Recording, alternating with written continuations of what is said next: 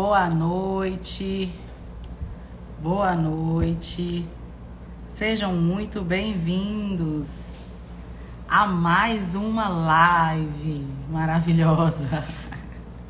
Tudo bem, gente? Como é que vocês estão? Sextou pra nós, né? Sextou pra vocês aí também? Pra mim aqui já sextou. Sejam bem-vindos. Espero que tenha homem aqui, né? Que haja homens, que eu sempre dou só sejam bem-vindas e os homens agora começaram a reclamar. E aí, minha gente? Me dê notícia de vocês nessa sexta maravilhosa. Ó, MBC Mitologia. Oh, maravilha. Cadê, gente? O pessoal que virou MBC Mitologia, tá por aí? Deixa eu ver, se apresentem aí pra mim enquanto o pessoal entra. Vamos deixar o pessoal entrar. E vamos nos apresentar. Cadê as minhas alunas, meus alunos MBC Mitologia? Hoje é nosso último dia de carrinho aberto. Hoje a gente encerra as matrículas dessa turma da MBC 5, tá? É uma turma que é um pouco diferente das demais, porque tem a mitologia inserida. Mas não nos esqueçamos de que é uma turma da MBC, tá? Então, tem todos os módulos normais da MBC, mais a mitologia. Cadê? Caramba, uma galera, né?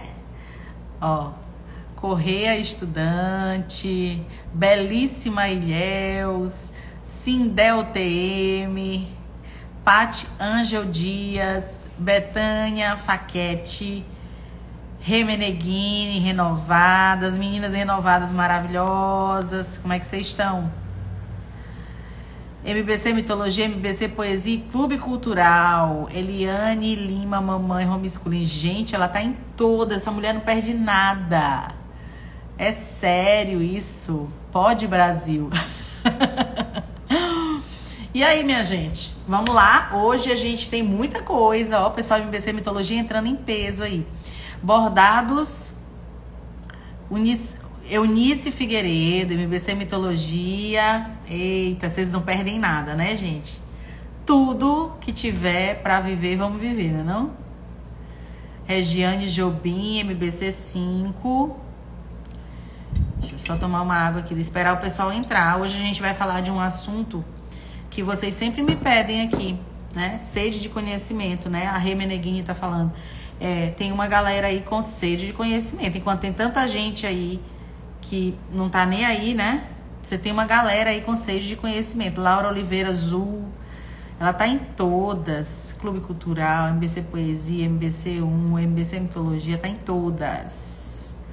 No nosso caso, é tudo que tiver que aprender. Verdade. Então, enquanto o pessoal entra... Deixa eu ver essa história, gente. Professora, todo dia leva a senhora pra cozinha comigo, 6 da manhã, assisto as aulas do YouTube e faço café. Jaciara, MBC 3 renovada. Que maravilha, gente. Que bom saber disso, né? Que vocês estão aprendendo, estão conhecendo e que isso tem feito diferença na vida de vocês, né? A verdade é que existe um divisor de águas aí, antes e depois de você entrar num curso como a MBC. Então, enquanto o pessoal entra, eu vou atualizar vocês aí acerca do tema de hoje. Vocês gostaram do tema de hoje? Chegou atrasada, não, Emanuela? Puxa a cadeira aí, vamos sentar, porque a gente começou a live até uns 10 minutinhos atrasados, talvez, né? Colocando a garota ali pra dormir. Gente, então, hoje, na verdade hoje não, sempre eu recebo muitas perguntas, é sério. Tanto lá na Hotmart, na área das alunas, quanto aqui na minha caixinha de MBC. Não sei, eu não me lembro se eu já respondi alguma vez a essa pergunta aqui na caixinha, tá? Mas eu sempre recebo perguntas acerca do anti-herói. Eu não sei se vocês já tinham tido essa dúvida. Já alguém que tá aqui fez essa pergunta ou tem essa curiosidade?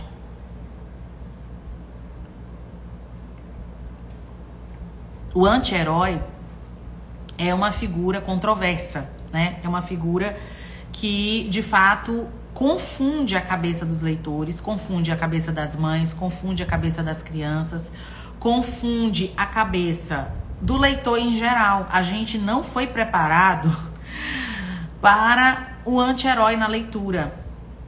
E aí eu resolvi, né, tirar um tempinho para falar disso hoje, fazer disso um tema, porque isso é uma questão. Lá na área da Hotmart, isso virou uma questão. Porque muitas mamães estão lendo Tom Sawyer, né? Algumas estão nessa fase aí do Tom Sawyer, que é uma das leituras do nosso curso. E assim, gente, desde que eu lancei esse curso que essas perguntas existem. Lorena, como é que eu vou fazer? Como é que eu vou explicar para o meu filho a pergunta da aluna que gerou toda essa live? Eu sempre trabalho com os meus filhos a questão de causa e consequência. Mas nesse livro ficou difícil, pois o Tom passa o livro todo fazendo tramóias, mentiras, fugindo das responsabilidades e no final ganha um prêmio. É reconhecido pela cidade, enfim. Lorena, como trabalhar esse final com meus filhos? Então, a mãe não descarta, né, o fato de que os filhos amaram o Tom Sawyer. Eu não conheço uma criança que tenha lido Tom Sawyer que não tenha tido com o Tom Sawyer uma relação de amor e ódio.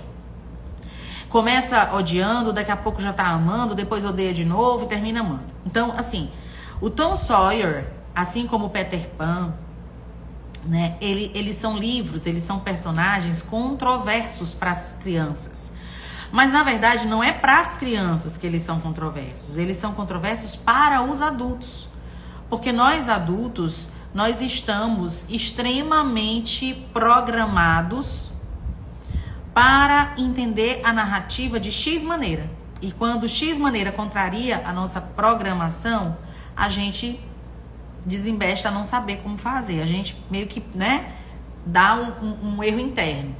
E isso se reflete na nossa forma de abordar essa literatura com os nossos filhos. A gente não consegue conversar com a criança a ponto de trazer para a criança questões elucidativas, né? Respostas satisfatórias, vamos colocar assim. Não é satisfatório o que você fala para a criança. E o adulto percebe quando a resposta que ele dá a uma pergunta da criança sobre o Tom Sawyer ou sobre o Peter Pan. A grande verdade é que o adulto fica incomodado.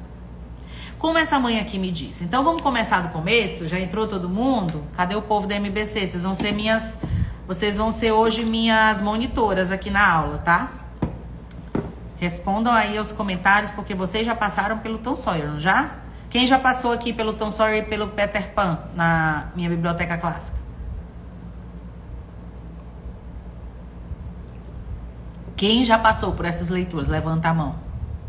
Quem já passou está habilitada para falar disso, né? Então, gente, na verdade, assim, o que é o anti-herói? Quando eu falo assim, o anti-herói, a gente, na minha biblioteca clássica, junto com o módulo da Dorothy, do Mágico de Oz, a gente tem uma aula que eu fiz à parte sobre a jornada do herói, que é um conceito, uma teoria amplamente aceita e difundida entre os críticos literários e os analistas literários. Foi cunhada por um homem chamado Joseph Campbell. E é uma teoria que, após analisar os mitos gregos, após analisar as histórias de herói da Grécia, das mitologias em geral, ele escreveu. E essa teoria, que ele percebeu nas histórias que já estavam escritas, depois se tornou uma teoria a ser seguida pelos escritores modernos e contemporâneos. Então, o Joseph Campbell, ele pega histórias que já existiam e ele extrai dessas histórias que já existiam um padrão de comportamento do protagonista, do herói. Todo protagonista é um herói. E aí ele começa a explicar o porquê de os livros gregos, das histórias gregas, das histórias mitológicas fazerem tanto sucesso por tantas décadas, por tantos milênios. E ele chega a uma espécie de método que ele percebe como sendo um modus operandi de quem escreveu aquelas histórias. São autores diferentes, tá? Não é uma coisa que um autor inventou.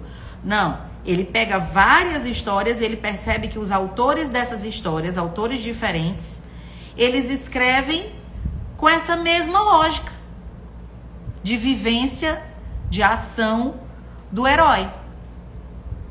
E aí ele percebe que, na verdade, ali, essas histórias fascinam tanto o ser humano há milênios, porque ali existe uma jornada que é vivida pelo herói.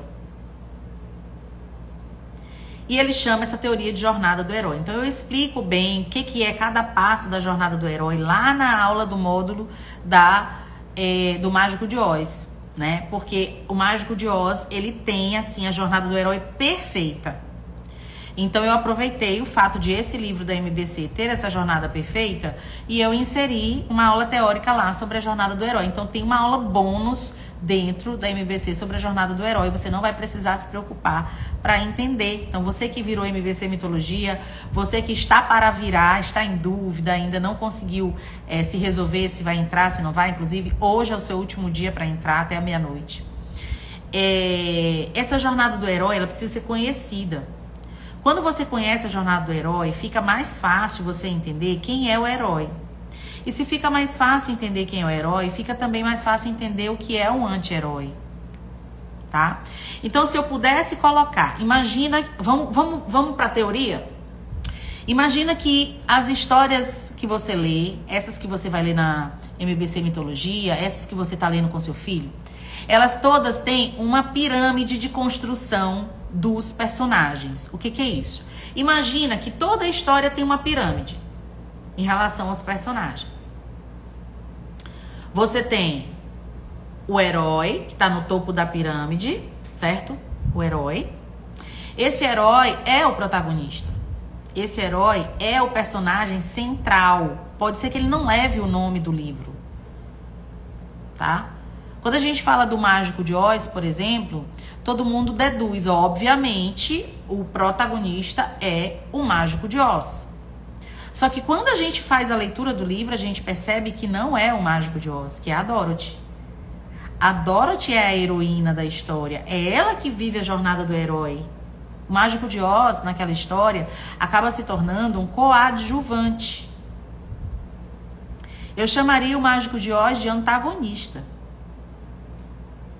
Vou explicar isso daqui a pouco. Vocês querem entender essa teoria? Então, imagine a construção narrativa, a construção dos personagens, ela se dá numa pirâmide. Eu tenho no topo da pirâmide o centro da história, certo? Mas essa pessoa, ela não está sozinha na história, ela se relaciona com outras. Existem outras que tocam nela, né? Existem outras que tocam nela. Então, quem são as possibilidades que eu tenho dentro de uma narrativa de personagens que tocam no protagonista, no herói? Eu tenho o antagonista, eu tenho o vilão e eu tenho um segundo coadjuvante, caso, por exemplo, a história seja de um casal. Mas, a bem dizer, toda a história, ela foca em uma pessoa. Vou usar um exemplo esdrúxulo. Quando você pega o Harry Potter, você tem a figura central muito bem definida. É o Harry Potter. Tudo que tá ali do lado vai ter de se encaixar nessa pirâmide. Ou como coadjuvante, aí 300 coadjuvantes. Ou como vilão, 300 vilões, porque uma história pode ter mais de um vilão.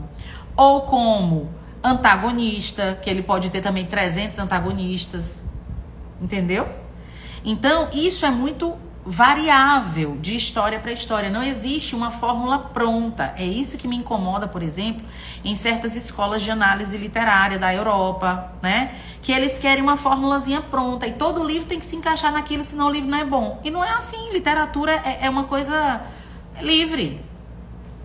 Não foi a teoria que veio antes. Foi a escrita que veio antes. A teoria existe por causa da escrita. Então, a escrita é nosso foco. Se eu puder analisar, encaixar, enquadrar, bem, se não, o livro continua sendo bom e apreciável, né? Tá dando para entender? Até aqui alguma pergunta? Deu para entender essa lógica?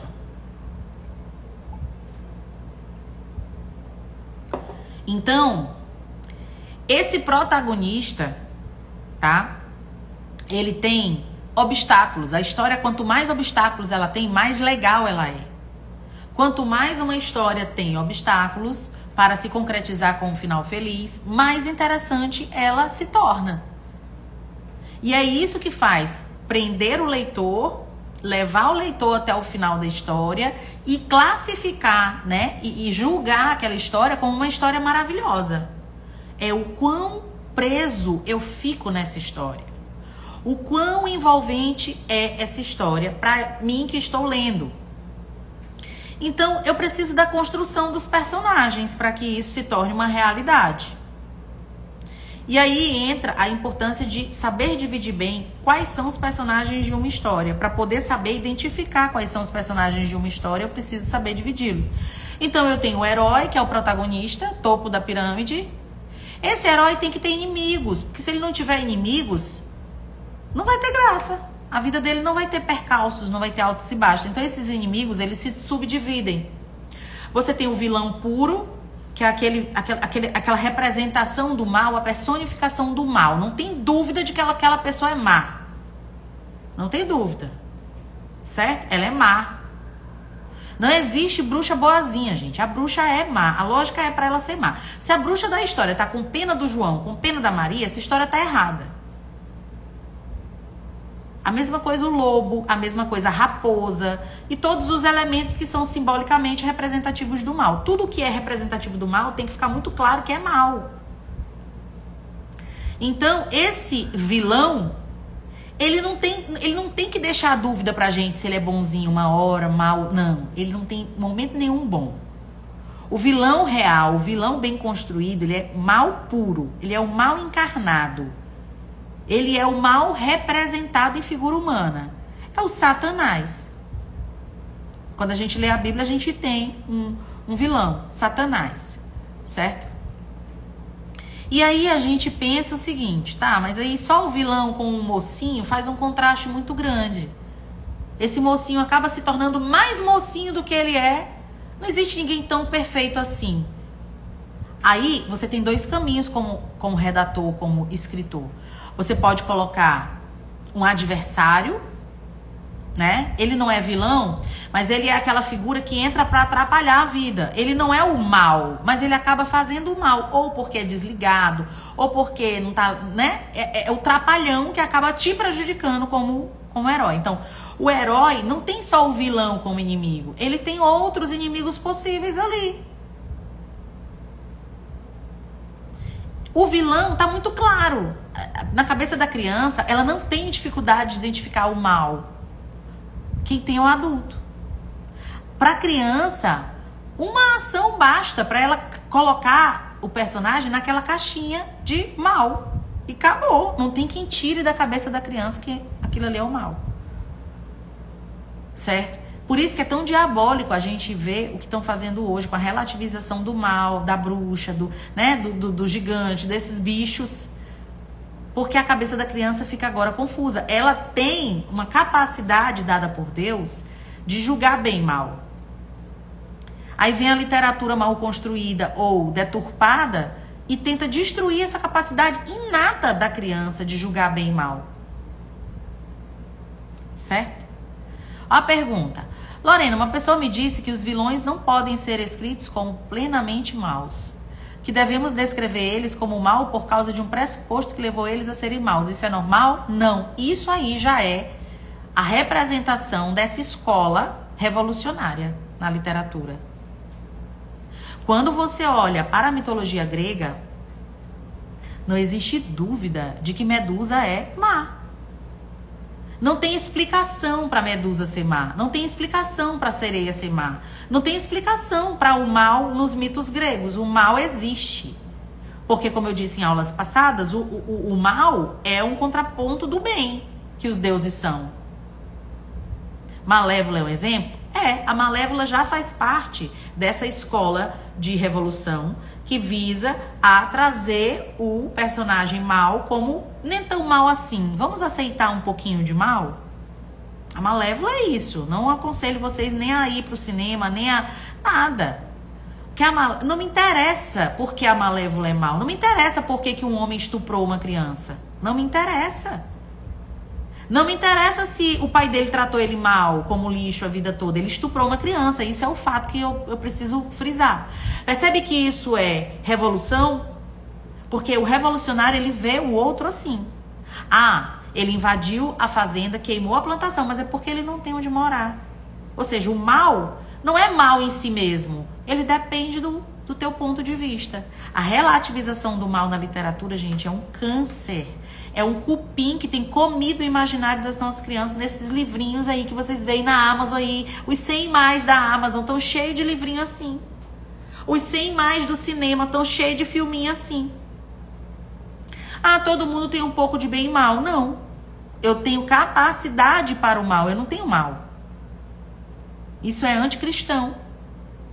A Bíblia diz que eu fui justificada por Cristo, que eu não vivo em pecado. Eu peco, mas não vivo em pecado. Então eu não tenho mal. Eu tenho capacidade de mal. Ter capacidade de fazer o mal é completamente diferente de fazer o mal. Então, essa forma de ver a literatura como bem e mal não existem, bem e mal dependem do teu ponto de vista, bem e mal, isso é diabólico, isso é antinatural, isso é anticristão. O mal não tem razão para ser. Por que Satanás representa o mal? Porque ele decidiu ser. Ele decidiu se rebelar. Teve motivos? Não sei. Decidiu se rebelar. Portanto, é o mal. A bruxa mandou matar a Branca de Neve. Ah, mas ela mandou matar a Branca de Neve. Não importa o antes, o porquê, o contexto. Ela mandou matar a Branca de Neve. Logo, ela é o mal. Então, gente, não negociem isso com as crianças de vocês. Isso é tão grave, gente, isso é tão grave. Tem criança que na adolescência começa a achar que o diabo nem é tão mal assim, começa a ter dúvidas sobre o diabo. Isso nasce na infância com esses livrinhos aí que vocês escolhem mal, que vocês não sabem escolher. Vocês acham bonitinho porque uma mulher que faz dancinha no TikTok indicou, uma professora bem vestidinha indicou. Livrinho tem que passar no crivinho do papaizinho, tá? Não tem negócio de livrinho. Ah, mas é porque essa autora aqui é bombada em Nova York. Gente, via de regra, tudo que o New York Times está colocando como best-seller é bosta. Então, não se iludam com essas classificações. Isso tudo é pago, gente. Eles pagam para o nome deles aparecer. Esses livros são financiados pela Fundação Ford, pelos Rockefellers, pelo George Soros. Ninguém vende 25 milhões de livros à toa no mundo de hoje. Então, acordem para esse fato. Então, na história, o mal é mal. Não existe porque ele é mal. É mal. É o vilão, ele só faz o mal, ele só serve pra isso. Ele não faz uma coisa boa nessa história. E aí eu entro no Capitão Gancho.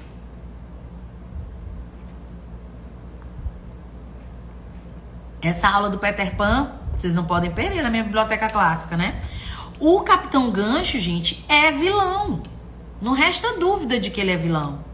Ô, Lorena, mas o Capitão Gancho perdeu a mão. Dane-se se ele perdeu a mão. Ele é um pirata desgraçado que matava gente, que comia criança, que assaltava barco, que jogava gente viva no mar. Ele é um pirata. Pirata é mal.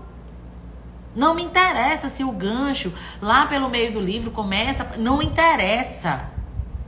Não existe meio termo. O gancho é vilão. Ponto, acabou. Não tem o que perguntar. O índio Joey, no Tom Sawyer, é mau.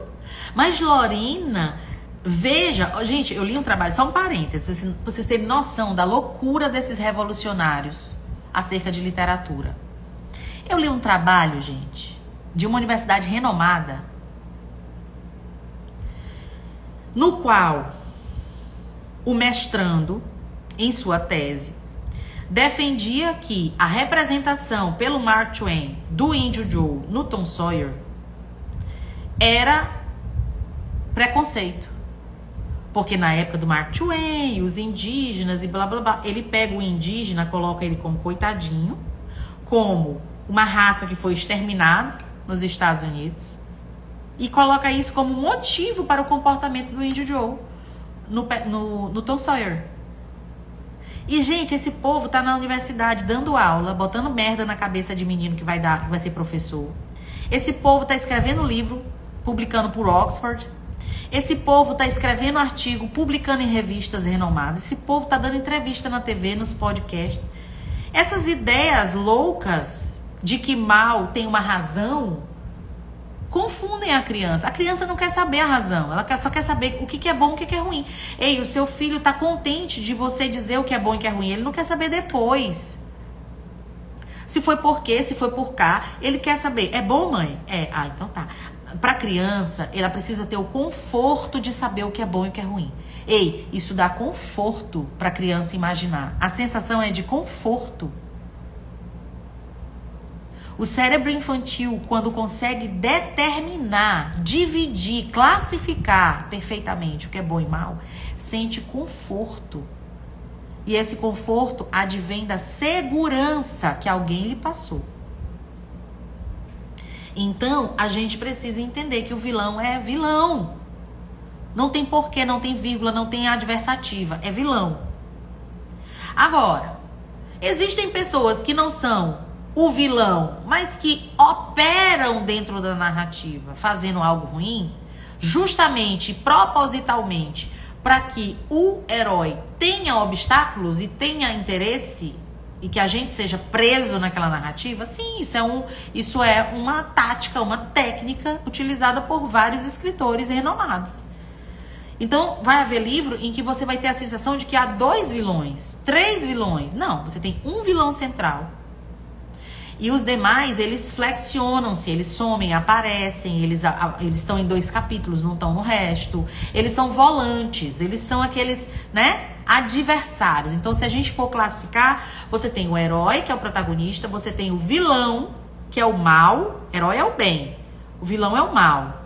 E você tem todo o resto da pirâmide, que são os coadjuvantes, diretos ou indiretos, e os adversários, que são aqueles que podem funcionar ora como bem, ora como mal. Eles são, né, uma carta na manga ali para a história ficar legal. Eles não têm muito detalhamento, o autor não gasta tempo com eles. O autor gasta tempo com o vilão e gasta tempo com o herói.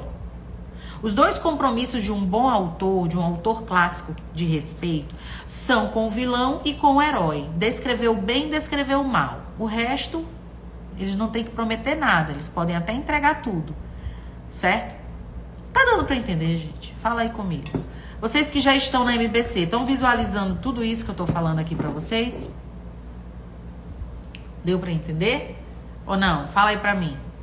Vocês que estão na MBC já viram esses livros, algumas das aulas. Vocês que estão entrando na MBC Mitologia, vocês vão, a partir de segunda-feira, vai estar desbloqueado. Vocês vão começar a fazer o curso, certo? Segunda-feira vocês vão ver quais são os livros de mitologia. Vocês vão ter aí uma semana para pedir esses livros, para esses livros chegarem e a gente começar as nossas aulas. Mas enquanto isso, se você quiser começar por outro livro, também fique à vontade. Para você começar por outro livro que já tá lá na plataforma, já tem tudo lá, e você dá pro seu filho nas férias. Aproveita julho e já pega todo o planejamento que eu dou lá na MBC e você faz disso o planejamento de férias de leitura do seu filho. Você não precisa nem se preocupar em planejar nada pro seu filho nas férias. Na MBC você tem lista de livros. Na MBC você tem um próprio curso que você pode começar a fazer e esse livro já é seu livro de férias com seu filho. Então, assim, não tem época melhor no ano para você virar aluna MBC do que junho e dezembro. Porque tá todo mundo entrando de férias, não vai ter desculpa de dizer que não vai conseguir fazer leitura, que não vai entender nada. Não. Os meninos estão de férias em julho. Você vai ter tempo para eles lerem esse livro.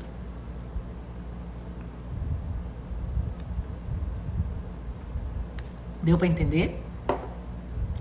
Então, gente, vamos ao anti-herói. Aqui em casa já avisei, as férias serão diferentes, né? Então, assim, as alunas MBC, eu tô contando com isso, tá, gente? Eu não aceito menos do que MBC nas férias e me marcar aí direto. Tô com a MBC nas férias, vou subir uma hashtag, MBC nas férias, né? As crianças vão ter o que fazer. E não vai ser só um livro, como eu falei em outros momentos, né? Você vai ter aí a oportunidade de botar 2 livros. O do curso e um outro que eu dou lá nos bônus. Pega um outro livro de uma outra aula e vambora. Então faz em 2 momentos, de manhã e de noite, meio-dia e de noite. Já falei sobre isso aqui, nós já estamos combinadas. De outras aulas nós já viemos e eu já deixei isso combinado com vocês. Certo? Deu pra entender?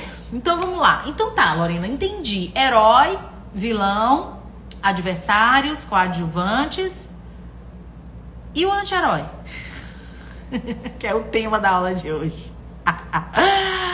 Lorena, minha filha só tem 4 anos. Você acredita que eu aproveito bem a MBC? Cara, você foi agraciada por Deus. Deus te parou quando tua filha tem 4 anos de vida e te deu a oportunidade de aprender coisas que vão salvar a infância da tua filha intelectual.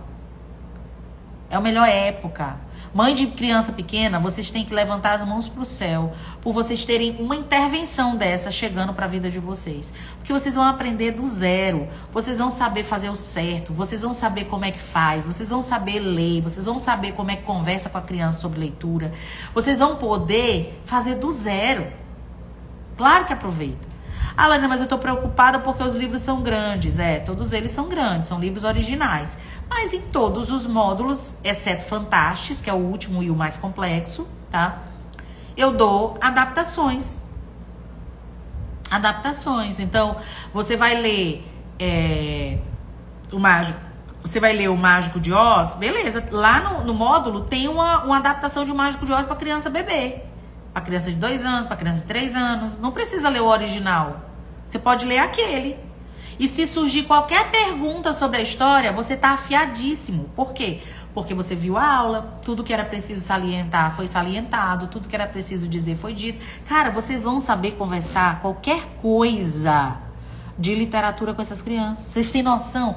Hoje eu postei um vídeo que viralizou e chegou até mim. Eu não resisti, né? Eu falei, não, gente.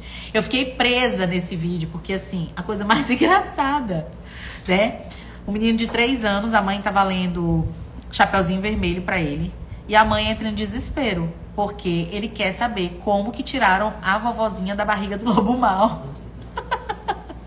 Vocês já viram esse vídeo, gente? Quando acabar essa live, vão lá pro meu feed olhar esse vídeo. Façam esse favor de nada. Então, a mãe fica assim, eu não vou mais te contar a história. A mãe fica encurralada. Aí, a uma certa altura, ele fala assim, foi uma faca? Uma faca? Como assim uma faca? O menino fica chocado. Como que tiraram a vovozinha com uma faca? Imagina o que aquele menino deve ter imaginado para aquela reação que ele teve, né? Então, vocês vão saber conversar, porque as dúvidas, elas surgem por causa da falta de cultura. A falta de noção de história, a falta de noção de biografia, a falta de noção de leitura paralela. Entendeu? Então, cara, professora, isso aqui foi isso? Não, isso aqui não foi isso. Isso aqui não tem nada a ver com isso. Uma coisa que vocês vão ver em toda a narrativa, né, que a gente vai ler, elas conversam entre si. São livros que foram publicados basicamente no mesmo século. Pouquinho, tem 1, 2 que não, mas os outros no mesmo século. Então são fruto de uma mesma era. Certo? Então, cara, você vai tirar de letra. Vocês estão perdendo. Digita aí nos comentários MBC. Vocês têm que virar MBC. Assim, eu vou ser bem sincera. Mesmo que eu não pudesse fazer MBC agora, eu entraria pela oportunidade de ter esse curso 1 ano disponível para mim. Eu faço muito isso, sabia? Deixa eu contar isso para vocês. Eu faço muitos cursos, né? A maioria desses cursos eu faço em inglês, né? Universidade americana e tal. É curso específico, né? Da minha área. E eu tô fazendo um que é sobre Shakespeare, que eu tô apaixonada. Fiz aí 3 aulas e meia. Tô apaixonada. O cara é teatrólogo. E ele atua nas escolas paralelamente com o professor de literatura, porque ele é especialista em Shakespeare. É um dos caras que mais montaram peças de Shakespeare no mundo. Ele é especialista em Shakespeare. E aí nada melhor do que fazer um curso, comprar um curso de um especialista em Shakespeare, né? $147. Né? Um curso aí de 5 aulinhas. Vocês estão achando caro? Vocês têm que começar a comprar em dólar, que aí vocês vão valorizar em real. Aí, o que a gente faz? A gente tem a aula lá, E tem a oportunidade de interagir. Você pode mandar e-mail, você pode tirar dúvida, pedir para ele ver um projeto, pedir para ele ver uma aula, enfim, ele fica disponível online. E esse era um curso que eu tinha plano de comprar e não fazer agora. Vou comprar e quando tiver um tempinho eu começo a fazer as aulas. Só que aí eu lembrei, caramba, ele vai estar disponível para mim online. Então eu tenho que fazer agora. Porque depois daqui, sei lá, 10 meses, talvez não esteja disponível. Eu quero falar com ele, eu quero mandar e-mail para ele, eu quero trocar ideia. Então eu vou fazer agora. Então tem curso que eu tenho na minha plataforma, na Hotmart, um curso de História da Arte. Fantástico, com um dos grandes professores de História da Arte do Brasil. Eu tenho um curso. Tá lá, todo ano eu renovo. Por quê? Porque eu forneço esse curso para as minhas professoras da escola, para elas assistirem às aulas. Porque eu mesma, muitas vezes, vou lá e dou uma olhada em alguma dúvida que eu tenha, porque não é minha área específica de atuação. Então, eu tenho que ter aquele curso ali, cara. Aquele curso me tira dúvidas, eu recorro a ele. O cara é especialista, o cara tem aulas que ninguém tem. Então, aquilo fica ali disponível para mim. Então, eu uso a Hotmart dessa forma, sabia? A minha Hotmart é lotada, principalmente por causa da escola. Existem vários cursos que eu disponibilizo para os meus professores na Hotmart. Eles estão sendo formados em várias áreas. Eles estão fazendo pós em educação clássica. Eles estão fazendo curso de latim. Eles estão fazendo curso de arte. Tem curso de arte, tem curso de um monte de coisa lá. Tudo de graça para eles fazerem, se eles quiserem. Então, e eu vou só renovando. Todo ano, passo cartãozinho ali, mais um ano. Por quê? Porque eu preciso ter aquilo disponível. Aquilo é meu material de estudo. Então, vocês precisam começar a pensar assim sobre os cursos que vocês compram. Curso não é para você comprar e se afobar. Não, é para você ter um plano. Como que eu vou fazer esse curso? Eu vou fazer esse curso... Tem que ter um plano, você vai investir. É um investimento intelectual que você está fazendo na vida do seu filho e na sua. Então, tem que ter um planejamento. Que horas do dia eu vou dedicar para esse curso? Meu filho vai entrar nisso de cabeça, nem que eu me afunde, mas ele vai. E aí você insere na rotina. Então, assim, as meninas que renovaram a MBC, gente, elas têm mais um ano. Tem gente que vai até 2026 comigo, né? Tá tranquilo. Qualquer dúvida, qualquer coisa, vai lá, vê a aula de novo, vê o PDF, tira a dúvida, né? Agora a pergunta da Fran, já que tocamos nesse assunto, né? Como você responderia a criança, gente? Eu diria a verdade. A criança tem 3 anos, tá, gente? Tem 3 anos, ela já suporta a verdade. Deixa eu falar uma coisa pra vocês que é polêmica, mas não tem motivo nenhum pra ser polêmica. Quando eu falo aqui, geralmente me cancelam no direct, né? A gente precisa falar da morte e da violência com as crianças. A Lorena é muito pequena, não vai entender. O foco não é ele entender. O foco é saber que existe. Claro que ele não vai entender. Ele não vai entender amor, ele não vai entender ódio, ele não vai entender nenhuma abstração com 3 anos. Mas ele precisa saber que existe. Ele precisa saber que a mamãe ama o papai, que o papai ama a mamãe. Ele não vai entender, ele vai saber. Saber é diferente de entender. A criança até 7 anos não precisa entender tudo. Ela precisa saber de tudo. Você já tinha ouvido isso? Agora eu vou dar uma de Pablo Marçal. Pega esse código. Criança precisa saber que ela é amada, que a mamãe está lá para ela, que o papai está lá para ela, que ela vai ter comida, que ela vai ter onde dormir. Saber. Agora, entender quem pagou o boleto, de onde veio o dinheiro, isso aí não é do universo da criança entender. Então, é preciso que a criança saiba que existem pessoas más e existem pessoas violentas. Gente, não basta explicar a maldade para a criança, é preciso explicar a violência. Existem mortes que não são naturais. Nem todo mundo morre dormindo. Existem pessoas que têm a cabeça degolada. Cortem a cabeça! A rainha passa o livro inteiro de Alice no País das Maravilhas cortando a cabeça de pessoas. As crianças falam, mamãe, corta a cabeça. Filho, antigamente, quando a pessoa fazia uma coisa errada, muito errada, como punição, o rei e a rainha mandava cortar a cabeça. Mas, mãe, filho, era assim que era o mundo. O mundo era muito mais cruel do que é hoje. E espera parar de chorar. Eu desconheço uma criança que tenha ficado traumatizada até a idade adulta porque um dia soube que a violência existe contada da forma certa. Pelo contrário, Isso traz segurança para a criança, de que o pai e a mãe são os elementos, os pontos de apoio e de verdade na vida dela. Então, o que eu faria no caso do vídeo que eu postei hoje? Eu teria contado a história real. Filho, veio o caçador, porque a história real é essa, né?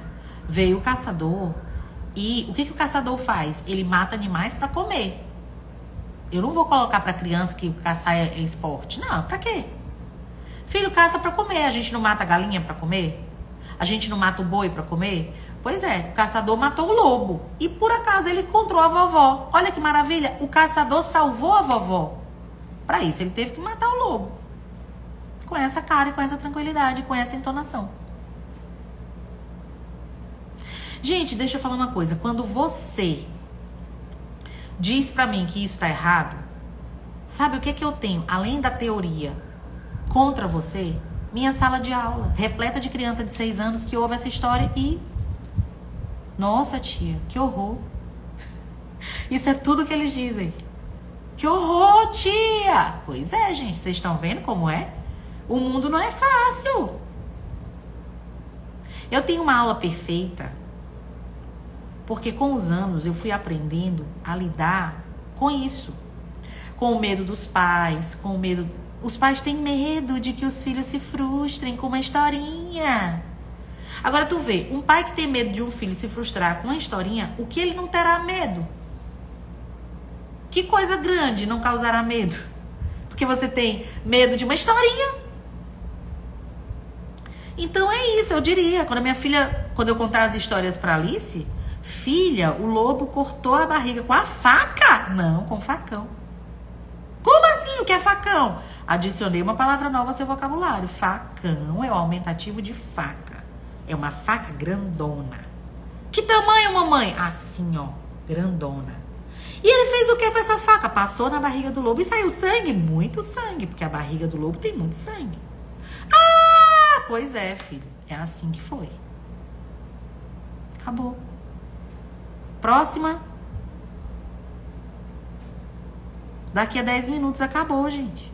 Ah, mas é porque o meu filho teve pesadelo. 99,9% dos casos, o problema é quem contou a história. Não é o filho ter pesadelo. É que eu não quero ofender vocês.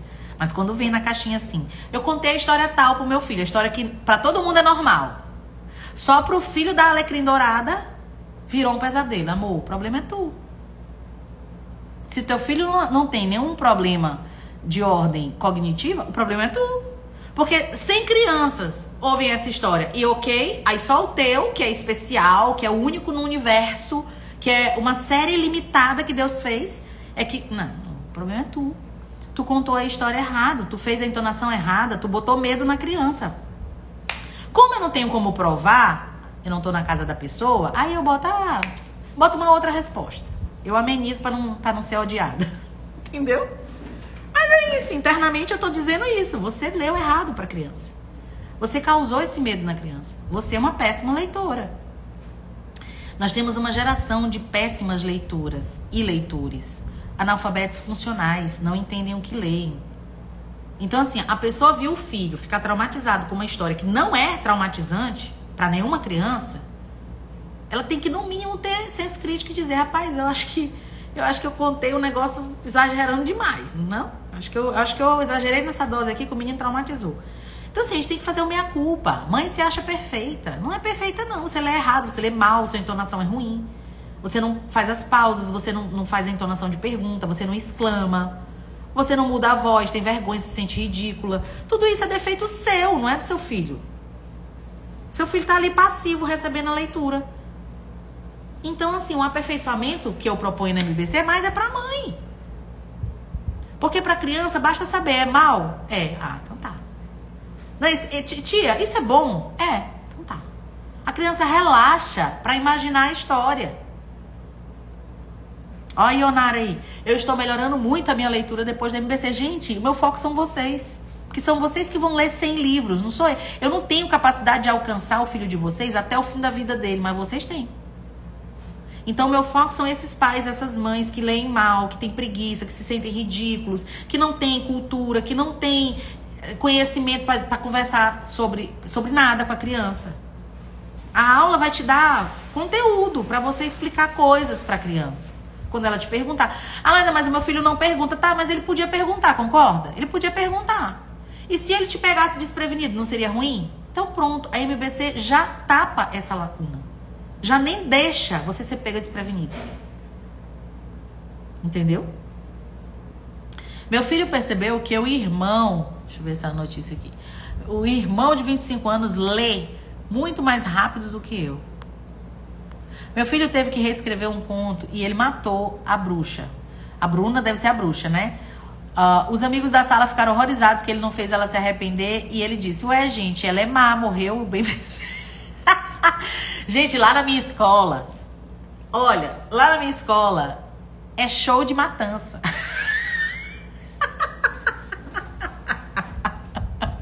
É show de matança, minha filha.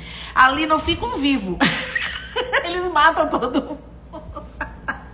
E às vezes é com requinte de crueldade. Às vezes eles matam e dizem, tinha que morrer mesmo, tia. Uma vez eu tava corrigindo uma redação, ano passado. Eu tava corrigindo a redação de uma aluna. Ela é assim, zangadinha, sabe? Coléricazinha, mas é fofa. Aí eu exigi que o final fosse feliz. Eu exigi, né? Você vai escrever a história, mas no final tem que ser feliz. Aí eu fui ler o texto dela e ela matou a antagonista. Matou. E fulana foi lá e deu uma... Tava escondida não sei onde, deu uma facada. Matou com uma facada. Eles amam o negócio de faca. Espada, faca, tiro na cabeça. Gente, tem criança de 9 anos que bota... E não são psicopatas não, gente. Eles já entendem que as pessoas dão tiro, que as pessoas dão facada. Elas não são idiotas. Elas estão ouvindo as notícias no carro quando vem da escola. Elas ouvem a Jovem Pan, teve um assalto na Marginal Tietê, os bandidos renderam não sei quem, deram um tiro. Elas sabem. Elas não são idiotas. O problema é que vocês querem tomar a criança como idiota. Ela tá lendo o mundo o tempo todo, repetindo tudo na cabeça dela. Então, aí ela matou. Eu falei assim, vem cá. Não, eu não vou aceitar esse final. Porque você matou. Tia, ela era o Satanás, tia. Ela tinha mais, era que morrer. Gente, ela virou pra mim e falou isso. Eu não aguentei, eu caí numa risada no meio da sala. Os alunos ficaram perplexos comigo. Gente, eu morri de rir da menina. Ela com ódio da personagem que ela criou. Tinha que matar. Eu criei ela, mas eu matei, tia. Ela era o Satanás. Então, assim, essa preocupação, gente, é de vocês. O filho de vocês é de boa. É de boa pra ele entender bem e mal. Vamos pro anti-herói? Eu já tô com mais de 40 minutos de live. O anti-herói, tá? Quem é esse bendito anti-herói? Porque você tá falando do herói, o herói é bom. Né? O herói é bom. O vilão é mal puro. Então quem é o anti-herói? É o vilão? Não. Anti-herói não é um personagem. Anti-herói não faz parte da mesma classe, né? Não é a mesma classificação. O anti-herói é uma característica. Claro que existe divergência sobre isso entre os críticos literários. Por exemplo, o professor Northrop Frye, né? Que é, assim, para mim, o maior. A gente tem o Harold Bloom também, mas o Northrop, ele vem de um equilíbrio, né? Porque também tem muito essa base de mitologia e tudo. Então, quando o professor Northrop Frye define quem é o herói, o que é ser herói e o que é ser anti-herói, ele sempre coloca isso numa linha do tempo. Ele sempre remonta à Grécia, né? Os gregos foram quem primeiro escreveu sobre os atos heróicos e os feitos, né? Enfim. E quem é o anti-herói para ele? É aquele herói que vai perdendo bastante as suas qualidades, as suas virtudes. E os vícios que ele tem, os defeitos que ele tem, o pecado que ele comete, acaba meio que contaminando essa característica dele de ser herói. Eu acho fantástica essa definição dele. Eu acho super didática. Percebe? É super didática, porque é isso mesmo. O anti-herói, ele não é um personagem como o vilão, foi concebido para ser o mal. Não. O Tom Sawyer não é um vilão. O Tom Sawyer é um anti-herói. E aí eu quero te explicar isso. Você já leu Tom Sawyer? Se você não leu, eu quero te convidar, que é um dos livros da MBC e é um dos favoritos da criançada na MBC. E das mães também. As mães ficam aperreadas com o Tom Sawyer. Então, o Tom Sawyer não é mau. Concorda comigo que ele não é mau? Ele não é mau, ele não tem uma essência má. Ele não passa o livro inteiro querendo ferrar a vida das pessoas. Qual é a definição de mal, de vilão? É aquela pessoa que passa a história inteira tentando encontrar um jeito de acabar, de ferrar com a vida do herói. Ponto. Esse é o vilão puro. O Tom Sawyer, gente, ele não quer ferrar ninguém. Primeiro porque a história é sobre ele. Então ele não é o vilão da sua própria história. Ninguém é o Satanás da sua própria vida. Né? Então, o Tom Sawyer é um menino na adolescência. Se você disser assim, Lorena, o que tu tá querendo dizer? Todo adolescente, gente, é um anti-herói. Todo adolescente é um anti-herói. Os vícios começam a se agigantar na adolescência. Porque já tem razão, já tem noção, já tem bem e mal bem construído, já tem intencionalidade de mal bem articulada. Já tem vocabulário para isso. Então o Tom Sawyer, ele é um herói, só que ele opera como anti-herói. Ele, no decorrer da história, ele mente. No decorrer da história, ele engana. Eu sei que muitas de vocês colocam o fato de ele, por exemplo, o Huckleberry Finn fumar como sendo... Gente, criança de casa. Minha avó começou a fumar com 14 anos. Fumar não é um traço de anti-herói. Gente, fumar veio se tornar politicamente incorreto há menos de 50 anos. Até a década de 60 do século passado, fumar era chique. As pessoas fumavam no avião. Então, fumar na época do Mark Twain, quando ele cunhou, quando ele desenhou esses personagens, fumar, tem nada de ruim em fumar. Fumar é um traço comum, normal.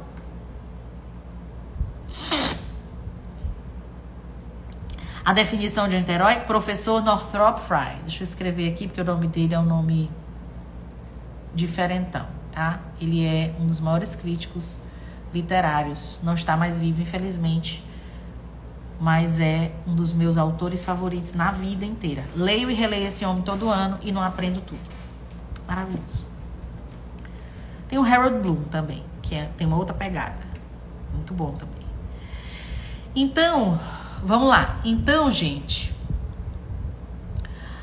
o Tom Sawyer não é um monstro, não é um vilão. Ele é um anti-herói. Ele é um menino que vai deixando os defeitos dele aparecerem muito. Porque ele se junta com más companhias. E aí entra a diferença do anti-herói pro vilão. O vilão é mau independentemente, não interessa, é mau. A pessoa decidiu ser má. O Tom Sawyer, ele varia. Em algumas situações ele é mau porque ele quer ser mau. Em outras situações ele é bom porque ele quer ser bom. Em outras situações, a circunstância na qual ele está faz com que ele se ferre. Um exemplo, o cemitério. A cena do cemitério, gente, é um clássico. Ele estava no lugar errado, na hora errada, vendo a coisa errada. Certo? Coitado, eu fiquei com pena dele ali. Porque ele estava ali. E sabe quando a pessoa está no lugar errado, na hora que acontece uma coisa? Foi o que aconteceu com ele. Ele foi um azarado ali. E aí aquilo tudo gera um monte de doidice na vida dele. Se ele não tivesse no lugar errado em más companhias, porque o Huckleberry Finn, sim, é uma má companhia. Tanto que quando você lê o livro do Huckleberry Finn, você vê que ele é um menino totalmente sem rumo, sem futuro. O Tom não, gente.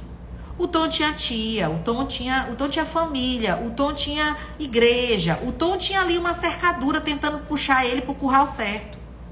O Huckleberry não. O Huckleberry é a rua pura. É um menino que é solto no mundo. É o bicho criado sozinho. O Huckleberry é uma tentativa de mostrar o que se torna uma criança que não tem guia, que não tem rédea. Então, a dúvida da colega que suscitou essa live. Professora, mas como é que eu vou explicar isso pro meu filho? Você vai explicar. Normal, porque o erro tá em você explicar que o bem vence o mal e que todo mundo que faz o mal paga por ele. Quantas pessoas morreram e não pagaram pelo mal que fizeram. Ou você acha que Hitler pagou pelo que ele fez com os judeus em vida? E como a gente não sabe se ele está no inferno ou no céu, nem podemos falar em morte. Como assim, Lorena? Eu suspeito que esteja no inferno, mas não sei. Porque a gente vai ter surpresa, né? Naquele dia.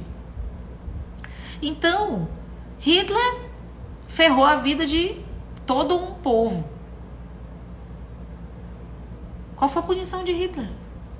Será que a punição dele foi suficiente comparada ao mal que ele fez? Não, claro que não. Se matar foi um prêmio que ele, como psicopata, se deu.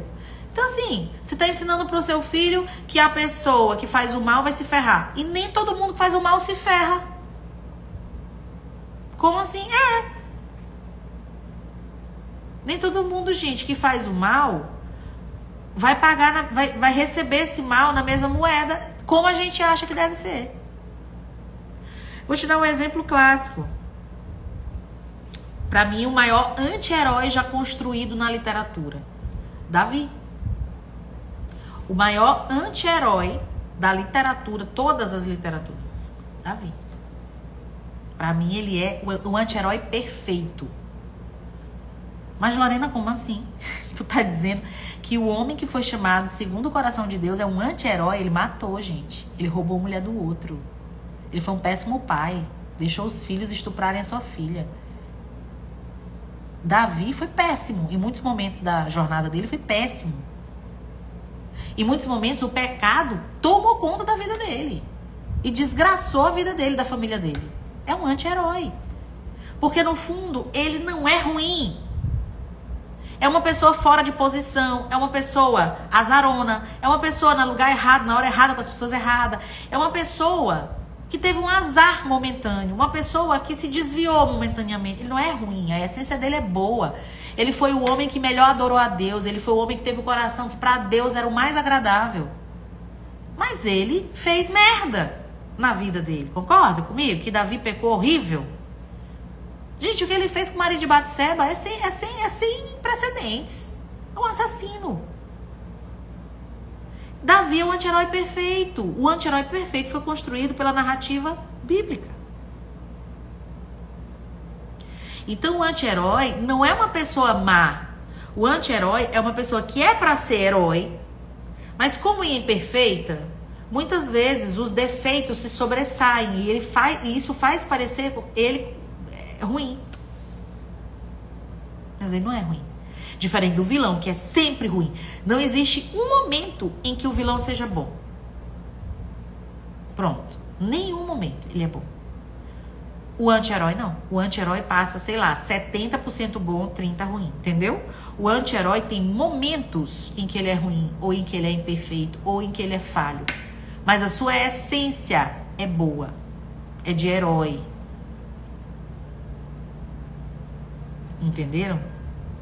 E a Bíblia está repleta de heróis que, na verdade, são anti-heróis.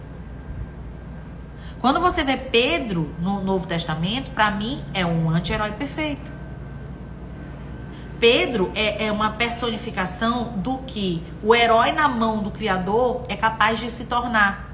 Por quê? Porque ele começa imperfeito, os defeitos sobressaem bastante. Jesus, inclusive, faz questão de salientar esses defeitos em vários momentos da narrativa. Jesus faz questão de corrigir esses defeitos em vários momentos da narrativa. Só que quando Jesus morre, quando Pedro se converte, quando Pedro agora se veste da responsabilidade de ser um discípulo agora implantador de igreja e pregador do evangelho, ele começa a ser mais herói do que anti-herói, porque ele está sendo aperfeiçoado pelo poder do Espírito Santo e tudo que era ruim nele começa a diminuir, ele vai ficando melhor do que ruim. É um anti-herói. Então, tanto no Antigo Testamento quanto no Novo Testamento, a gente tem um modelo do anti-herói. E Deus se agrada do anti-herói. É isso que nos deixa picados da vida. É isso que às vezes as pessoas dizem, eu não gosto desse tom. Porque ele é daquele jeito e a gente gosta dele. As crianças entendem que ninguém é perfeito. As crianças entendem essa necessidade de ser subversivo que ele tem. As crianças entendem que de vez em quando ele quer tirar onda com a cara de alguém, que de vez em quando ele quer desafiar a tia Polly, que é a maior autoridade da vida dele. As crianças fazem isso com a mãe e com o pai. É como se as crianças fossem amiguinhas do Tom, elas entendessem. Tom, eu te entendo, eu também de vez em quando sou assim. É por isso que cai nas graças da criança e as mães ficam loucas. Porque as mães não veem nele o modelo. E aí, deixa eu fazer uma alfinetada aqui, gente. Ó, aqui no Instagram.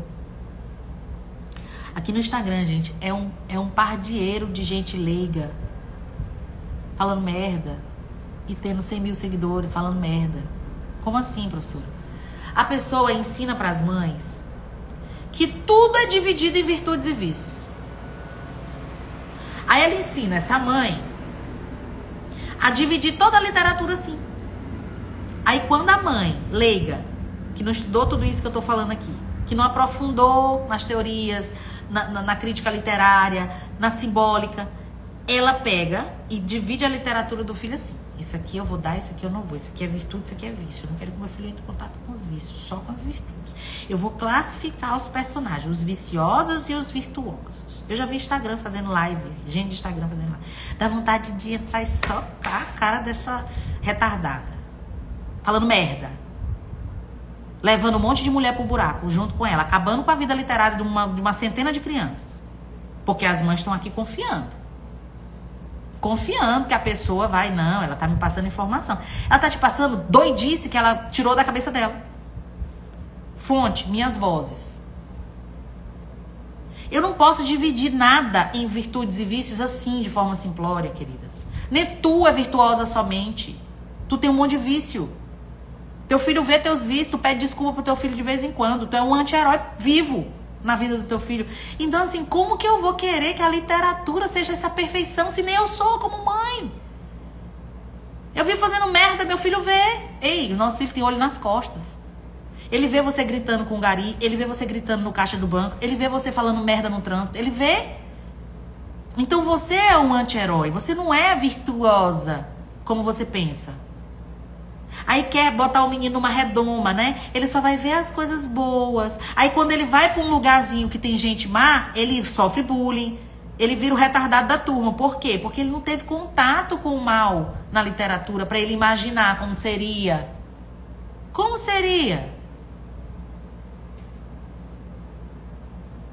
Então, gente, parem. Vocês estão seguindo um monte de gente leiga que não estuda nada, que pega aí, sei lá, um PDF que alguém disponibilizou e faz disso um curso e bota isso numa live e aí divide tudo em virtudes e vícios. Eu odeio isso, sabe por quê? Porque isso tá levando vocês pro buraco.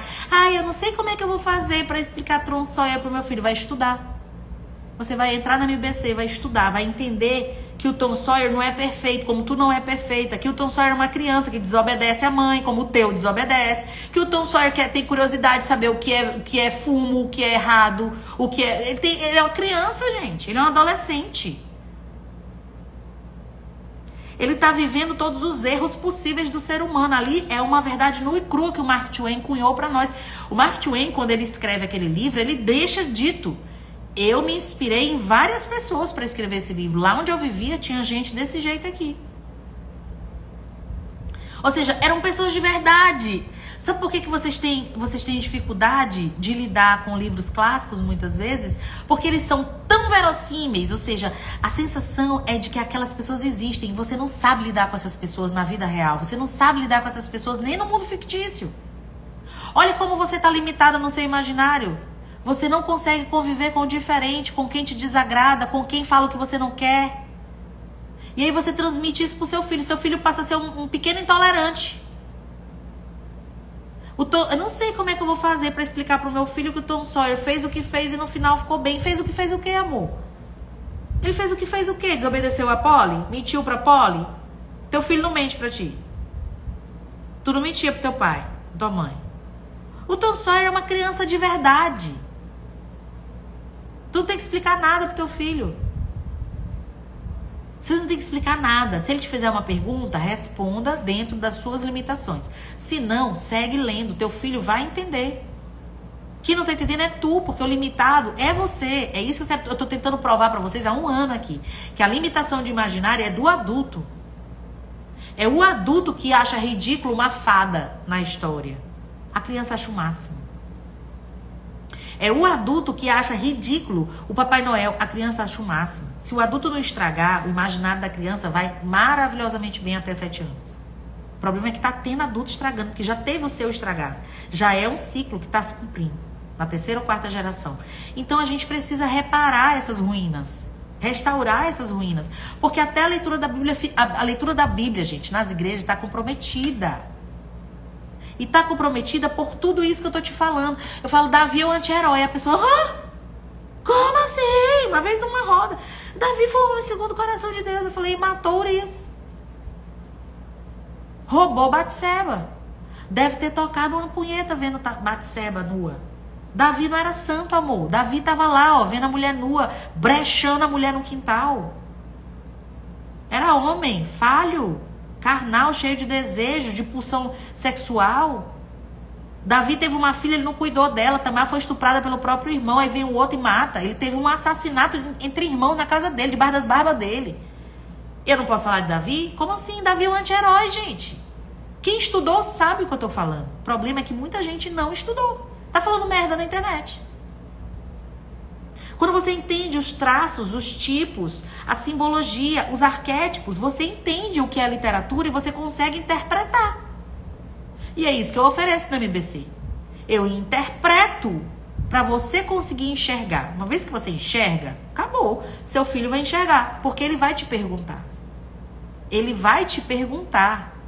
Se vocês estiverem fazendo a leitura juntas, ou se ele estiver fazendo a leitura e você estiver ali, ele vai surgir uma dúvida, ele vai te perguntar. E não se deixe ser pego, desprevenido numa pergunta que na cabeça dele, não, meu pai é adulto, minha mãe é adulta, ele vai saber falar isso. As crianças têm plena certeza de que a gente sabe tudo.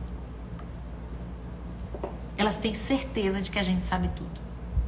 Você sabe quantas vezes eu escuto por semana isso? Quase todo dia. Às vezes eles vão pra minha sala me perguntar uma coisa. Eu falei, gente, mas por que vocês vieram me perguntar? Porque a senhora sabe. Eu falei, não sei não, sabe, tia? Meu filho, mas eles me julgam como a que sabe as coisas. Eles acham que a gente sabe das coisas. Eles têm essa plena certeza. E imagina o tamanho da decepção para uma criança te fazer uma pergunta acerca de mãe, como que a Alice entrou na toca de um coelho? A Alice era do tamanho de um coelho? Eu tive essa pergunta na sala de aula. Comecei a ler Alice, turma de 6 anos. Comecei a ler.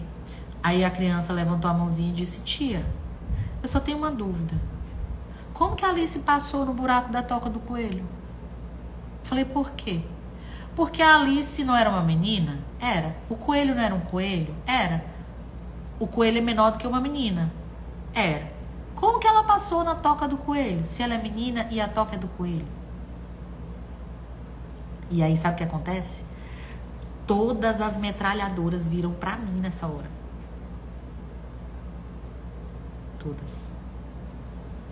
Quero ouvir a resposta. Você sabe o que acontece na minha sala de aula às vezes? Eles competem pra ver quem faz a pergunta mais maluca. Só pelo prazer de ver eu dar a resposta. Eles viram assim, ó. Tem vídeo disso. Criança é assim, gente. Você não tá preparado, não entra pro play. Não desce pra fazer LVA sem estar preparado.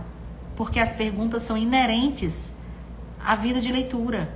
A gente vive se fazendo pergunta. Quer saber a resposta? Aí sabe o que eu falei pra ela? Eu falei assim, pois é, você tá certa. Só que 2 coisas você tem que considerar aí. Esse coelho tinha um relógio. Ele andava vestido. Não era um coelho pequeno. Provavelmente era um coelho grande, talvez quase da altura dela, Alice. Segundo, quem garante que essa toca era do tamanho dele? Por que a toca não pode ser mais larga? Justamente porque ele poderia saber que estava levando ela pra lá e que pra ela poder entrar, a toca tem que ser maior. Então ele fez uma toca maior. Ah, é, tia. Isso mesmo. E segue a leitura. E segue a leitura. Não é normal um adulto perder para uma criança.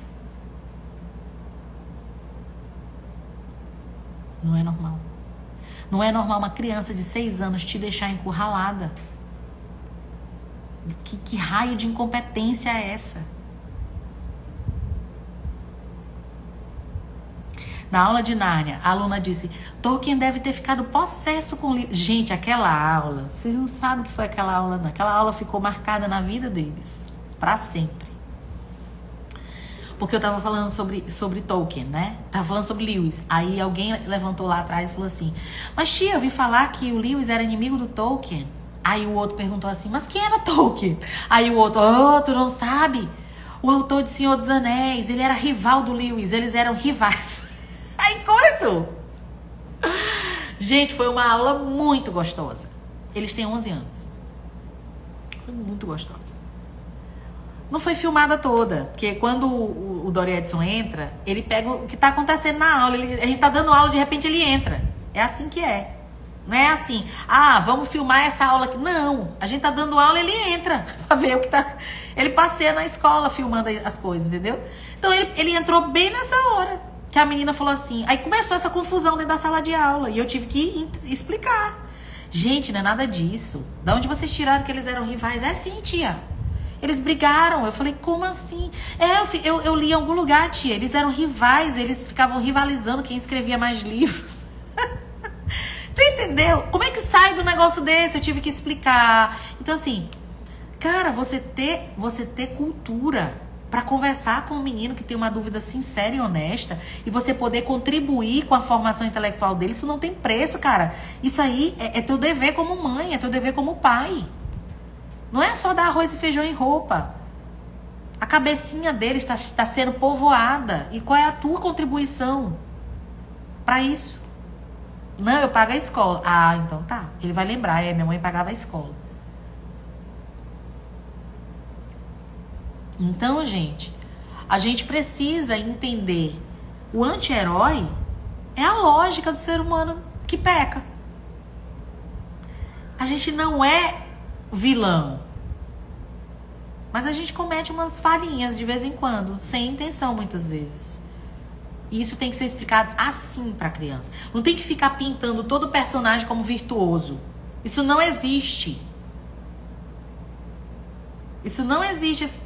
Esse negócio de dividir. Gente, eu vi aqui na internet, eu já vi coisas absurdas. E são vocês as culpadas. Vocês me mandam no direct. Eu não caço não, mas o povo me manda. Como esse vídeo que me mandaram hoje. Professora, eu lembrei de você. Um monte de gente manda. Eu lembrei de você, olha o menino. Aí eu fui lá e fiz um vídeo. Me mandaram uma vez uma tabela.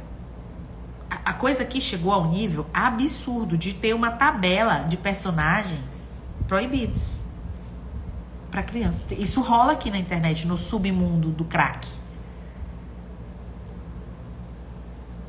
Que diabo é isso, gente? Pelo amor de Deus. Personagem proibido. Então, assim, você vai privar o seu filho de conhecer as nuances do comportamento humano? Como então você vai treinar o seu filho para o mal? Treinar o seu filho para essas nuances na vida real dele? Primeiro, ele faz homeschooling. Segundo, o que eu quero dizer com isso? Ele não tá no mundo de escola, né? O mundo de escola é a sociedade, é um protótipo. Tu já botou ele numa redoma em casa. Aí tu pega e tira da literatura tudo que tu acha que... Como assim, gente? Que loucura. Isso é seita? Isso é uma seita. Esse purismo é uma seita. Não, quero proteger meu filho. Então sai daqui. Porque assim, eu não quero lidar... Eu não ando com gente louca desse nível. De separar os personagens que o meu filho não... Que é isso? Como assim? Seu filho vai ter contato com tudo que ele tem que ter. Isso vai treinar o imaginário dele, vai alimentar o imaginário dele. Ele vai se lembrar disso no futuro. Isso vai ser memória armazenada para o seu filho. Aí a pessoa tem uma tabela com não sei quantos personagens proibidos para criança porque uma influência qualquer deu. Que doidice é essa? Aí essa é a mesma pessoa que vem para minha caixinha, encher minha caixinha, tirando o espaço de outras pessoas normais me perguntarem. Aí eu vou gastar tempo com essa pessoa? Gente, eu morro de preguiça às vezes, porque é uma pessoa que tá com a lavagem cerebral já executada. Isso aí é coisa de seita. Isso aí é comportamento de seita. Ah, eu tenho uma tabela de... Cara, quando eu li isso, eu falei, gente... E um monte de personagens do livro que eu indico. Eu falei, gente... Aí a pessoa diz, ai, professora, a mãe que me passou isso aqui, ela lhe segue. Eu digo, pra quê? Pra andar confusa? Entendeu? Então, assim, vocês não podem colocar numa caixinha e privar a criança de ter acesso ao bem e ao mal e as nuances de bem e mal. Deixa estabelecido quem é o vilão, deixa estabelecido quem é o protagonista, quem é o herói. Mas entre vilão e herói, meu filho, o céu é o limite. Você tem bem e mal, chumbo trocado, bem e mal. E tem personagens que fazem esse papel propositadamente. O autor quis assim. Gente, vocês imaginem a decepção que foi para quem tá lendo o Mágico de Oz descobrir quem ele é. A decepção não foi só dos amigos. A decepção é do leitor. Meu Deus, eu passei o livro todinho esperando o mágico. Quando chega um anão que ainda engana o povo. Como assim? Que decepção. Eu não sei se você teve essa sensação. Eu tive a sensação de ter sido enganada.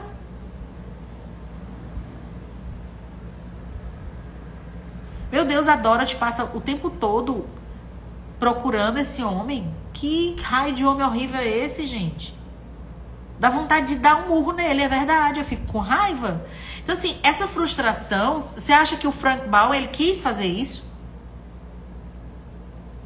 As crianças ficam com ódio. Teve criança que falou, tia, mas eu fiquei com tanta raiva. Eu digo, por quê? Porque eu tava ansioso pra saber o que magia que ele fazia, que mágico ele era. Tia, ele não é mágico, tia. Eu digo, tu já tá nesse capítulo? Ele já. Vai melhorar, tia? Eu falei, eu não vou dar spoiler. É assim, gente. É assim que eu lido com as crianças que têm expectativas. Então, por que tirar isso da criança querendo tornar todo mundo perfeito, todo mundo virtuoso, todo mundo isso, todo mundo aquilo? Não é muito mais fácil você ter cultura? Você saber tudo isso que eu tô te falando aqui para poder passar pro seu filho? Não é? Do que você ficar, sabe, querendo castrar a literatura, fazer um Frankenstein da literatura que seu filho lê. Então, para isso... Estamos nas últimas horas, nas últimas 2 horas de matrícula da MBC. Que dessa vez é a MBC Mitologia. Nós vamos ler mitologia grega. Ah, minha gente, isso vai aparecer na mitologia grega. Essa noção de herói que foi cunhada pelos gregos. O professor Northrop fala disso. O próprio Joseph Campbell leu isso para poder classificar. Então você vai estar bebendo da fonte original, da fonte pura de análise do que é um herói, para entender o que é uma jornada do herói, o que é um herói, o que caracteriza o herói, quando que o herói vai perdendo suas características. Então, a MBC Mitologia é esse curso que te dá toda essa bagagem que você está ouvindo aqui. Todas essas sacadas que talvez você não tenha lendo, nem a Bíblia. Às vezes nem lendo a Bíblia, gente. Nosso imaginário tá tão diminuto, tá tão ínfimo, que nem lendo a Bíblia a pessoa é capaz de perceber essas nuances. A pessoa hoje lê a Bíblia, ela não se dá conta de que aquilo é uma narrativa. Ela não trata a Bíblia como narrativa. Ela não trata a Bíblia, nem o próprio Evangelho como narrativa. E assim, a falta de noção do que é narrativa, de quais são os elementos, de como eu analiso uma narrativa, isso corrói a interpretação bíblica. É por isso que a gente tem tanta loucura sendo dita da boca de cristãos. Porque falta essa base, entendeu? Essa base, gente, é estudando que você consegue. É tendo aula com pessoas capacitadas, é lendo bons livros. Você não tem mistério, não tem mágica, não tem truque, não tem pilim-pim-pim. É sentar a bunda para estudar. Então, é isso que eu ofereço na MBC. Estudo. Conteúdo com embasamento, conteúdo com teoria, conteúdo com background, pedigree. Certo? Isso é o mínimo que a gente precisa ter para conduzir a vida dos nossos filhos. Eles estão na escola, certo? Mas muitas vezes a escola não sabe fazer.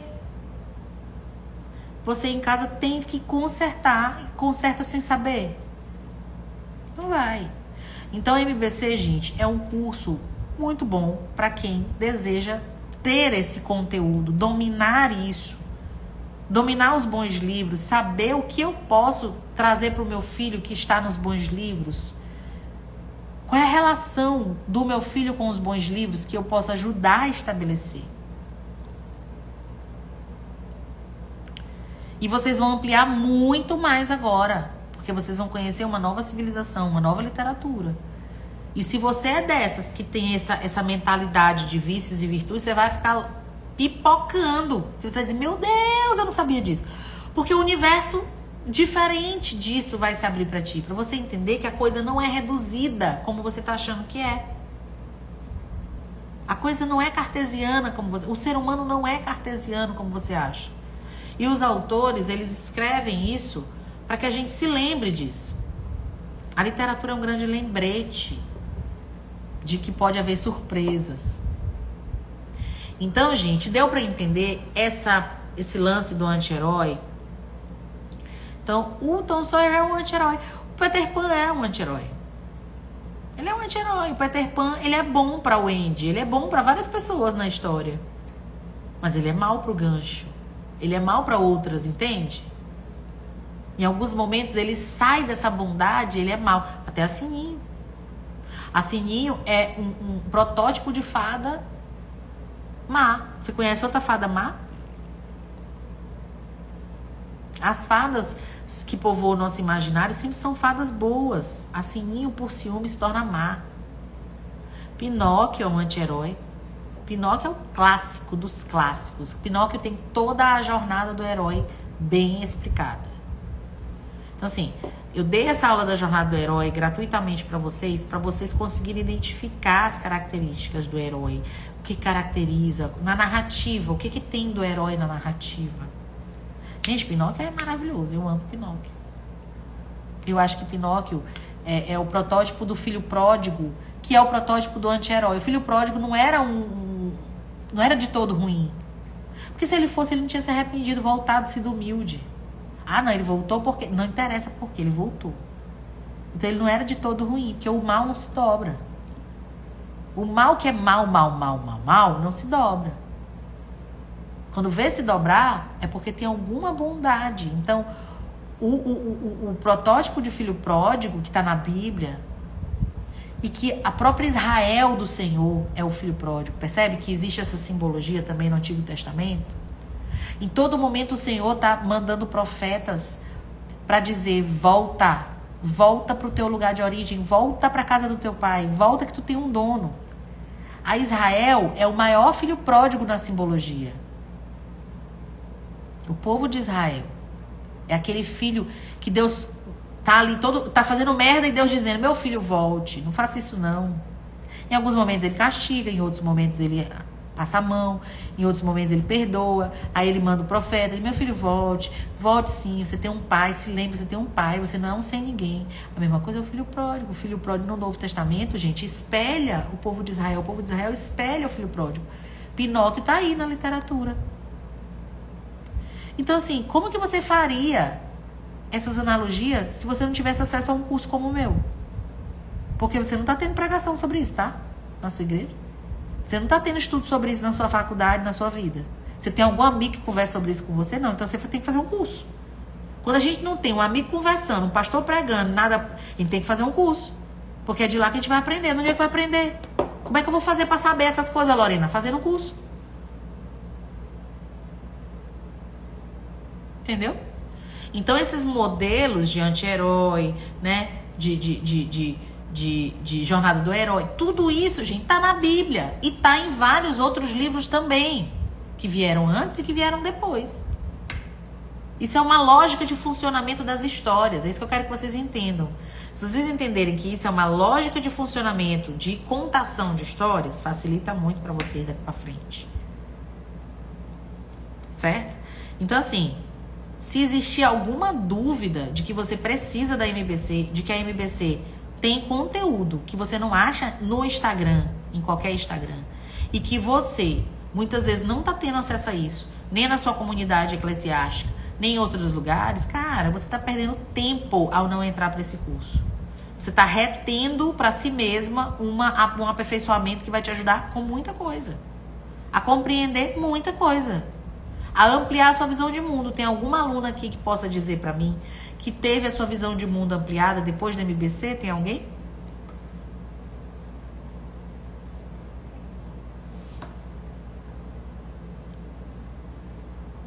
Quem está aqui comigo há 1 ano, há 9 meses, há 6 meses e teve a sua visão de mundo ampliada por tudo que ouve, por tudo que estuda, pelas leituras que faz. Então, a MBC é uma comunidade de pessoas que têm sido despertadas para aprender, para gostar de aprender, para se dedicar a aprender e para transmitir isso de herança, de legado para os seus filhos. Seus filhos vão te ver gostando de aprender, vão te ver lendo. Isso tem uma comunicação poderosa na vida desse filho. Entendeu? Então, gente, eu quero deixar aqui o meu convite para você entrar na MBC. A gente está nas últimas horas.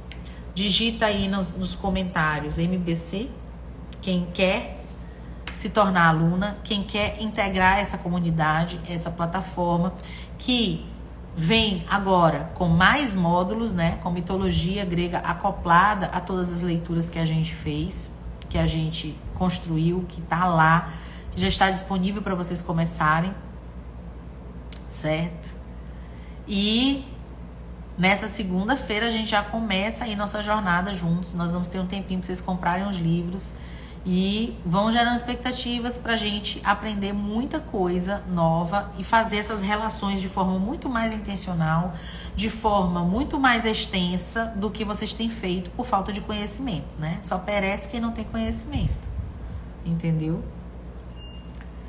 Nova aqui, explica mais sobre o seu curso. Então, é o que eu tô fazendo. Então, assim, o curso é um curso de literatura.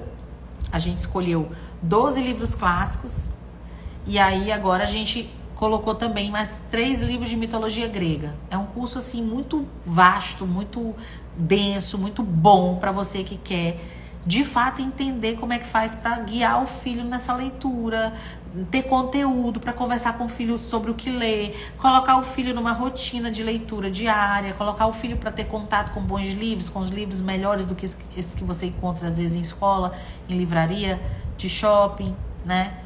Então, a ideia é que você se torne aluna, que você tenha acesso a todo esse conteúdo para que você possa, junto com a sua criança, ter conhecimento acerca desses livros e de como você pode conduzir essa vida de leitura dos seus filhos, que às vezes a escola não está fazendo, que você está bagunçado, você não sabe por onde começa, não sabe que livros escolhe, não sabe nada.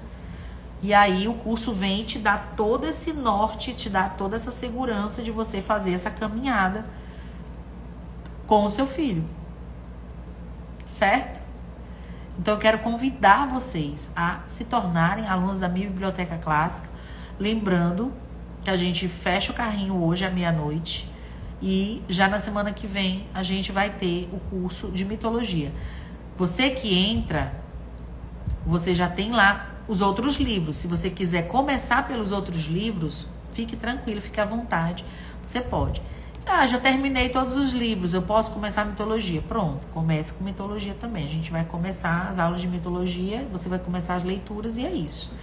Então, assim, entrando lá, você vai ver um novo universo se abrir para você. Isso é fato. Deu para entender?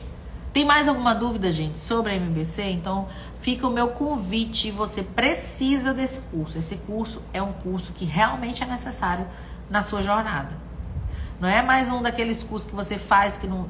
Sabe? Não sei nem para que eu comprei esse curso. Não existe essa possibilidade da MBC ser esse curso. Não sei nem para que eu comprei. Tem alguém aí que... Não vai. A pessoa entra e diz, meu Deus, olha o tanto de coisa. Por onde eu começo?